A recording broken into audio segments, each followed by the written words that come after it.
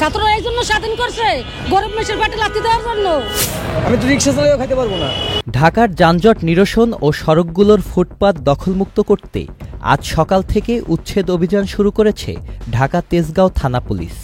এদিন সকাল থেকে ফার্মগেটের রাস্তার দুপাশে উচ্ছেদ অভিযান পরিচালনা করা হয়।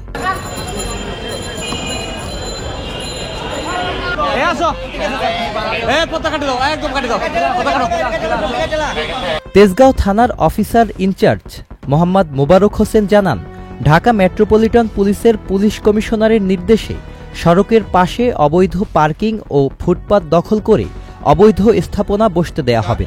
আমাদের ঊর্ধ্বতন কর্তৃপক্ষের নির্দেশে আজকে আমরা আমার এই জুরি অ্যাকশন ফার্মগেট এলাকা যত ফুটপাত আছে আমি ফুটপাত উচ্ছেদ করে দিলাম।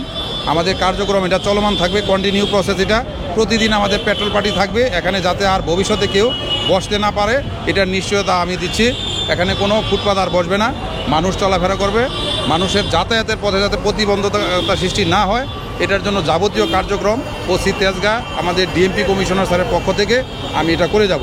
নিরলসভাবে আমার যারা ফোর্স আছে, অফিসার আছে, সকলের সম্মিলিত প্রচেষ্টায় আমি ফার্মগেটকে এই অবৈধ দখলদার মুক্ত রাখার জন্য আপ্রাণ চেষ্টা করব। এ সময় সাধারণ মানুষ পুলিশের এ ধরনের কাজকে স্বাগত জানিয়ে বলে, পুলিশ এ ধরনের কাজ অব্যাহত রাখলে সড়কের যানজট নিরসন ও ঢাকার সৌন্দর্য বর্ধন হবে। আমার তো এটা অনেক ভালো লাগতেছে। এই এরিয়া প্রায় 30 বছর থাকি, ফুটপথ দখল থাকে, মানে হাঁটতে পারে না, বাচ্চারা অ্যাক্সিডেন্ট হয়। এটা খুব ভালো। রাস্তাতে হাঁটি, আমরা বলি যে আপনারা এটা চাপাই করেন, কয় আপনাকে। এতে করে দেখা যায় রাস্তাঘাট বন্ধ হয়ে থাকে, রিক্সা মেন রোডে চলে যায়, এখানে যানজট পড়ে যায় এবং অনেক জ্যাম থাকতো, বাট এখন অনেক ফাঁকা ফাঁকা। এটা ভালো যে তাড়াতাড়ি সুবিধা হবে। উচ্ছেদকৃত ব্যবসায়ীরা বলেছেন, তাদের সময় না দিয়ে এমন উচ্ছেদ অভিযানে তারা অর্থনৈতিকভাবে ক্ষতির সম্মুখীন হবে। এখন আমাকে উচ্ছেদ করে দিলে আমরা কি করে খাবো? আমরা তো কর্ম করে খাইতে পারি না। যেমন আমার পায়ের সমস্যা, এই দেখেন আমার পায়ের সমস্যা স্যার, আমি তো কর্ম করিয়ে খাইতে পারবো না। আমি কি করে খাবো? আমি তো রিক্সা চালিয়েও খাইতে পারবো না। ছেলে মেয়ে স্কুল কলেজে পড়ে, তাদেরকে কিভাবে কি করবো? ঘর ভাড়া কিভাবে দিব? আমরা খাবো কি করে? আমাদের ছেলে মেয়ে লেখাপড়া করে, তাদেরকে কিভাবে লেখাপড়া করাবো আমরা? এটা কি স্বাধীন দেশ? ছাত্ররা এই জন্য স্বাধীন করছে গরিব মানুষের পেটে লাথি দেওয়ার জন্য।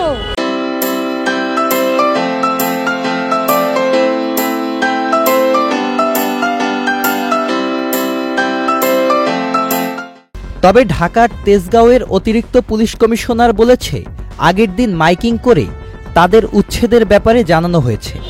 আমরা গতকালকে সন্ধ্যার পরে ওনাদেরকে আমরা মাইকিং করে আমরা বলে গেছিলাম, নির্দেশনা দিয়ে গেছিলাম যে এই এলাকাগুলো আপনারা খালি করে ফেলেন, নাহলে পরে আপনার জিনিসপত্র নষ্ট হতে পারে। আমার ছেলে একটা তেজগাঁও কলেজে পড়ে, একটা পরে পলিটেকনিক্যালে, মেয়ে পরে মডেলে। আমার যদি দোকানপাট বন্ধ হয়ে যেত তবে রাস্তা ভিক্ষা করেও খাইতে হইব, এছাড়া তো কোনো গতি হইব না। আর এই সরকার করতেছে উন্নত, সরকার ঠিক আছে উন্নত কথা, ফুটপাত আমরা সামান্য যে লোক এরা কি করে খাইব বর্তমানে? সংস্থানের ব্যবস্থা করে দেখ। এখন যখন আমার ফুটপাত থেকে উঠাই দিব তখন আমি কি করবো? আমাদেরকে একটা কর্মসংস্থানের ব্যবস্থা করে দেখ। আমরা আর ফুটপাতে থাকবো না। কেউ তো চাই না ফুটপাতে ঝড়ে বৃষ্টিতে ভিজা কাজ করতে, আমরা তো চাই ভালো জায়গায় থাকতে, ভালো কাজ করতে। এ সময় ব্যবসায়ীরা তাদের কর্মসংস্থান নিশ্চিত করার জন্য সরকারের কাছে আহ্বান জানিয়েছেন। Sajid Abdullah, channel I.